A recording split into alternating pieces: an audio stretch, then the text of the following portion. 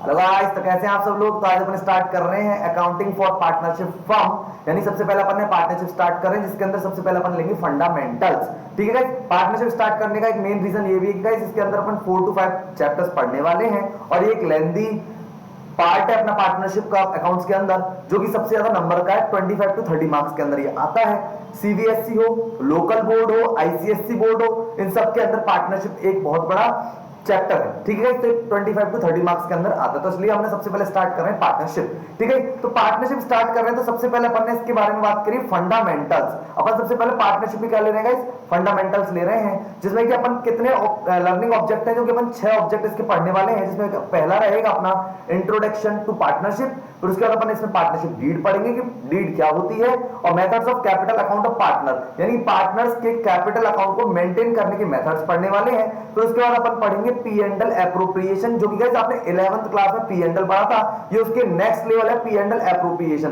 P and L appropriation का मतलब होता है प्रॉफिट एंड लॉस को एप्रोप्रिएट करना, बांटना किसके बीच में, पार्टनर्स के बीच में, उसे अपन बोलते हैं P and L appropriation account. ठीक है, उसके बाद अपन पढ़ेंगे इसमें पास्ट एडजस्टमेंट। ठीक है, कुछ गलतियां हो गई होंगी, कुछ ओमिशंस हो गए होंगे, यानी भूल गए होंगे कुछ बातों को, तो उनको अपन को सही करना है, तो वो पास्ट एडजस्टमेंट है। उसके बाद अपन पढ़ेंगे 6 नंबर पे guarantee of minimum profit to a partner, कि गारंटी क्या होती है, कौन किसको गारंटी देता है, फर्म को गारंटी देता है या पार्टनर को गारंटी दी जाती है, तो जो भी है अपन इसके अंदर टॉपिक अपन क्लियर करने वाले हैं। तो ये अपन के 6 टॉपिक हैं जिसको अपन पढ़ेंगे एक एक करके। सबसे पहले अपन बात करते हैं इंट्रोडक्शन ऑफ पार्टनरशिप के बारे में, जिसमें अपन सबसे पहले पढ़ेंगे डेफिनेशन के बारे में। ठीक है, इस डेफिनेशन क्या है, डेफिनेशन को स्टार्ट करने से पहले एक चीज अपन को समझनी है इसके अंदर, कि सबसे पहले जो था ना, सबसे पहले सोल प्रोप्राइटरशिप होता है। सोल प्रोप्राइटरशिप के अंदर क्या होता है जी गाइस, एक पर्सन होता है, वही बिजनेस को स्टार्ट करता है, कैपिटल भी वही लगाएगा, प्रॉफिट एंड लॉस भी वही बियर करेगा और मैनेजमेंट भी वही संभालेगा।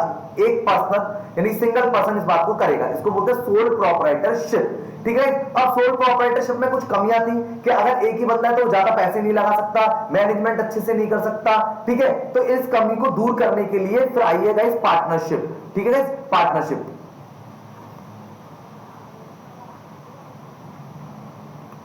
तो गाइस आई थी अपनी पार्टनरशिप। ठीक है, अब पार्टनरशिप का क्या मतलब है कि पार्टनरशिप में एक से ज्यादा लोग होते हैं, यानी मिनिमम कम से कम 2 लोग होंगे। इसके अंदर वो अपने प्रॉफिट शेयरिंग रेशियो को डिस्ट्रीब्यूट करेंगे। जब 2 लोग आएंगे तो ऑब्वियसली बात है कि कैपिटल ज्यादा आएगी, कैपिटल ज्यादा आएगी, मैनेजमेंट अच्छे से होगा, प्रॉफिट एंड लॉस को अच्छे से वो लोग क्रिएट कर पाएंगे, जैसे कि प्रॉफिट अच्छे से कमा पाएंगे। ठीक है, तो ये है पार्टनरशिप। सोल प्रोप्राइटरशिप के बाद सेकंड पॉइंट है पार्टनरशिप। आई होप की बात आपको समझ में आ गई होगी। अब पार्टनरशिप का जो चैप्टर अपन स्टार्ट कर रहे हैं, इसके अंदर अपन सब कुछ क्लियर करने वाले हैं। ठीक है, और इसके 3rd नंबर पे आती है गाइस कंपनी। ठीक है, तो अब कंपनी अपन पढ़ेंगे इसके बाद पार्टनरशिप के बाद, तब अपन कंपनी के बारे में डिटेल से जानेंगे। ठीक है, तो गाइस अपन स्टार्ट कर रहे हैं अपना पार्टनरशिप की डेफिनेशन को। ठीक है, तो अब स्टार्ट कर रहे हैं जिसमें अपन सबसे पहले इसकी डेफिनेशन पढ़ेंगे। तो गाइस सबसे पहले क्या लिखा हुआ है उसको अपन समझते हैं। According to section 4, guys start करने से पहले एक चीज बताना चाहेंगे, जो भी अपन पार्टनरशिप के बारे में पढ़ रहे हैं, जो भी अपन इसमें थ्योरेटिकल पोर्शन पढ़ेंगे, वो सब पार्टनरशिप एक्ट 1932 के अकॉर्डिंग है, और ये एक लॉ है, और लॉ के अकॉर्डिंग जो भी चीजें होती है उसमें अपन कोई भी चेंजेस नहीं कर सकते। तो जैसे कि अपन इसमें लिखा हुआ है अकॉर्डिंग टू सेक्शन 4, तो सेक्शन 4 मतलब सेक्शन 4 है, उसी के अकॉर्डिंग डेफिनेशन दी गई हुई है, और जो डेफिनेशन इसके अंदर दी गई है अपन को वही करनी है। ठीक है, तो सबसे पहले इसमें पढ़ते हैं according to section 4 of the Indian partnership act 1932। ठीक है, अब इसमें सबसे पहले लिखा हुआ है कि पार्टनरशिप की डेफिनेशन दी है सेक्शन 4 में, क्या दिया है इसमें लिखा हुआ, partnership is the relation between person. ठीक है, ये पार्टनरशिप जो है एक रिलेशन है, किसका, पर्संस के बीच का। क्यों कर रहे हैं ऐसा ये रिलेशन, क्योंकि ये कह रहे हैं कि who have agreed to share the profit, ये एग्री हुए हैं प्रॉफिट शेयरिंग को बांटने के लिए, प्रॉफिट और लॉस को बांटने के लिए, किसका, बिजनेस का। ठीक है, और उसके बाद इसमें लिखा हुआ है business carried on by all. ठीक है, इसमें लिखा हुआ है कि business carried on by all और एनी ऑफ देम और एक्टिंग फॉर ऑल। ठीक है, तो इसका मतलब ये है कि पार्टनरशिप एक रिलेशन है पर्संस का, वो एग्री हो रहे हैं प्रॉफिट को बांटने के लिए, किसका, बिजनेस का।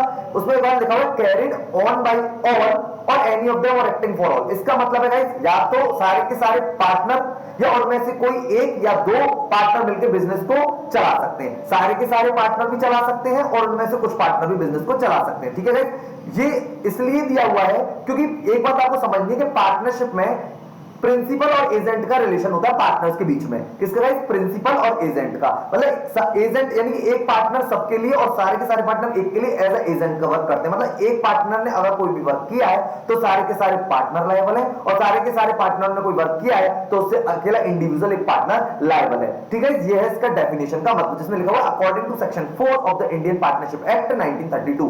एक बात कैसे आपको याद रखनी है, अगर आपके मान ले क्वेश्चन पेपर में डेफिनेशन आती है तो आप डेफिनेशन तो देखो सब लिख के आते हैं, लेकिन अगर आप उसमें एक सेक्शन 4 लिखेंगे तो ये उससे अट्रैक्ट हो जाता है। नहीं, एग्जामिनर चेक करता है तो उसको पता होती है कि बच्चों ने अच्छे से पार्टनरशिप की डेफिनेशन को पढ़ा है, जो कि सेक्शन 4 भी उन्होंने लिखी है। ठीक है, तो ये बात आपको अच्छे से समझ में आ गई होगी।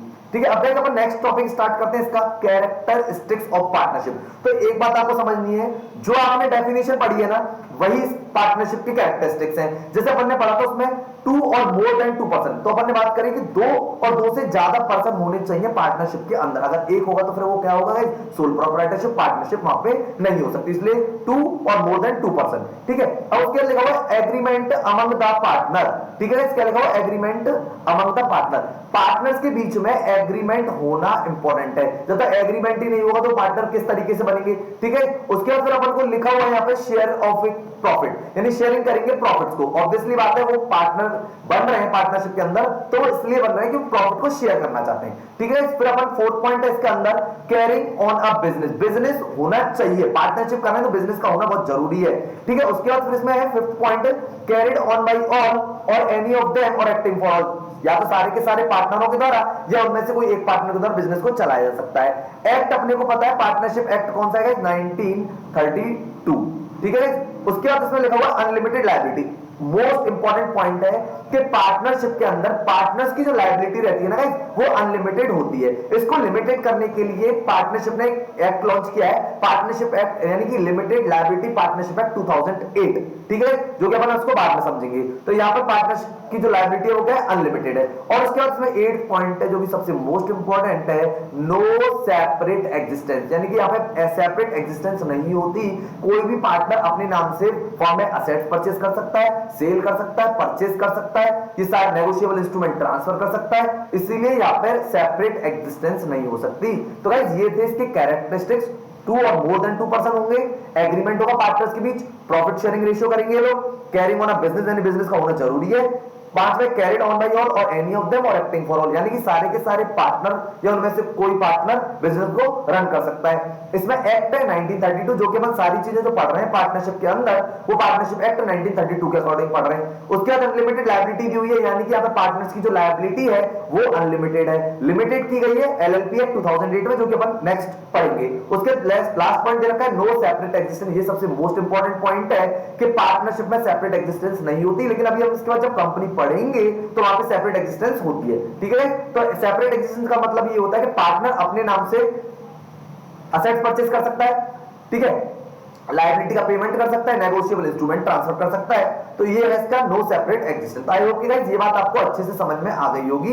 तो ये थी अपनी कैरेक्टरिस्टिक्स ऑफ पार्टनरशिप, और इससे पहले अपन ने पढ़ा था डेफिनेशन, और डेफिनेशन थी अकॉर्डिंग टू सेक्शन 4। ठीक है, आई होप कि गाइस ये बात आपको अच्छे से समझ में आई होगी। तो गाइस अपन थर्ड इसका जो टॉपिक है वो पढ़ेंगे, जिसमें लिखा हुआ है टाइप्स ऑफ पार्टनरशिप। तो टाइप्स ऑफ पार्टनरशिप के जो टाइप्स है वो 4 टाइप्स है। जैसे पहला है बेस्ड ऑन लायबिलिटी, यानी कि जो पार्टनरशिप होती है उसके भी कई सारे टाइप्स होते हैं जो कि अपन को यहाँ पे डिस्कस करना है। सबसे पहले लिखा हुआ है बेस्ड ऑन लायबिलिटी, यानी लायबिलिटी के बिहाफ पर पार्टनरशिप कितने टाइप की होती है? तो गाइस होती है 2 टाइप की, जिसमें पहला हुआ है लिमिटेड लायबिलिटी पार्टनरशिप और सेकंड लिखा हुआ है unlimited liability partnership. Limited liability partnership यानी कि जहां पर पार्टनर्स की जो लायबिलिटी है वो लिमिटेड होती है, जिसमें कि अपन ने भी बताया था कि इसमें एलएलपी एक्ट 2008 आ गया है, उसमें जो पार्टनर्स की जो लायबिलिटी होती है वो कैसी होती है? लिमिटेड होती है। और दूसरी पॉइंट जो लिखा हुआ अनलिमिटेड लायबिलिटी पार्टनरशिप, तो इसमें अपन को याद रखना है इंडियन पार्टनरशिप एक्ट 1932, जहां पार्टनर्स की जो लायबिलिटी है अनलिमिटेड होती है। अनलिमिटेड का मतलब उनका जो पैसा है, कैपिटल जो उन्होंने लगाई है उससे ज्यादा भी उनसे पैसा लिया जा सकता है, और वो तब लिया जाएगा जब फर्म के अंदर क्या होता है? लॉस बहुत ज्यादा हो जाता है। ठीक है, जो कि उनकी कैपिटल से कवर नहीं हो पाता है। तो ये है गाइस लायबिलिटी लिमिटेड वाली और अनलिमिटेड, यानी लिमिटेड लायबिलिटी में तो जो कैपिटल लगाई हुई है पार्टनर ने बस वहीं तक लायबिलिटी लिमिटेड रहेगी। अनलिमिटेड में पार्टनर्स की जो लायबिलिटी रहती है वो अनलिमिटेड होती है, यानी कि उन्होंने जो कैपिटल लगाई है उससे भी ज्यादा उनसे पैसा वसूल किया जा सकता है अगर लॉस ज्यादा है जो कि कैपिटल से कवर नहीं हो रहा है। आई होप ये बात आपको समझ में आई होगी बेस्ड ऑन लायबिलिटी। अब सेकंड है based on time. Based on time का मतलब होता है एक होती है फिक्स्ड टाइम पार्टनरशिप, एक होती है no fixed time partnership. Fixed time partnership का मतलब होता है कि अगर जब पार्टनरशिप स्टार्ट करी थी तो पार्टनर्स ने आपस में टाइम फिक्स किया था कि हम 2 साल के लिए पार्टनरशिप कर रहे हैं या 3 साल के लिए पार्टनरशिप कर रहे हैं, 4 साल के लिए पार्टनरशिप कर रहे हैं, तो टाइम फिक्स था।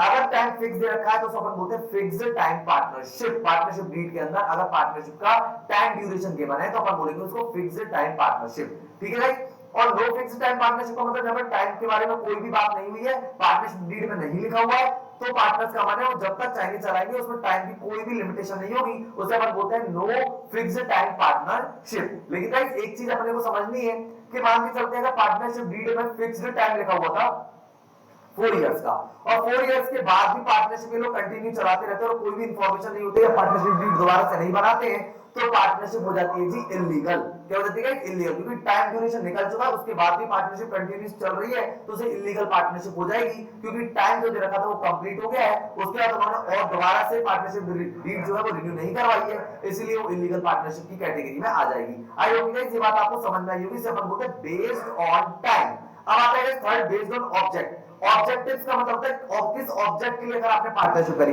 एक होता है पार्टनरशिप एट विल, ठीक है, आप अपनी इच्छा के अनुसार कोई भी ऑब्जेक्ट लेंगे, जब तक चाहेंगे जब तक पार्टनरशिप चलाएंगे, उसे हम बोलते हैं पार्टनरशिप एट विल, इच्छा के अनुसार, पार्टनर्स की इच्छा के अनुसार, ठीक है। और पर्टिकुलर पार्टनरशिप का मतलब है कि पर्टिकुलर कोई ऑब्जेक्ट था, मान के चलते हैं कि कोई पार्टनरशिप में शिप के अंदर मान के चलते हैं इन्होंने कोई बिल्डिंग बनाने का कोई कॉन्ट्रैक्ट लिया, वो बिल्डिंग बन गई, पार्टनरशिप 4 पार्टनरों ने मिलकर वो बिल्डिंग क्रिएट कर दी, और वो बिल्डिंग जब बन जाएगी तो उनका पर्टिकुलर जो ऑब्जेक्ट है वो कंप्लीट हो जाएगा, तो जो पार्टनरशिप वो क्या हो जाएगी गाइस, कंप्लीट हो जाएगी, यानी बंद हो जाएगी। उसे अपन बोलते हैं पर्टिकुलर पार्टनरशिप जो पर्टिकुलर ऑब्जेक्ट के लिए होती है। और पार्टनरशिप एट इच्छा के अनुसार होती है, पार्टनर के वो चाहेंगे जो भी ऑब्जेक्ट के अकॉर्डिंग करना चाहेंगे, और जब तक करना चाहेंगे जब तक पार्टनरशिप को चला सकते हैं। आई होप गाइस आपको समझ में आया होगा बेस्ड ऑन ऑब्जेक्टिव। अब गाइस फोर्थ नंबर पे आता है बेस्ड ऑन लीगलिटी। अब बेस्ड ऑन लीगलिटी क्या कह रही है, अब जरा उसके बारे में समझते हैं। बेस्ड ऑन लीगलिटी कह रही है 2 टाइप की पार्टनरशिप होती है, लीगल और इलीगल।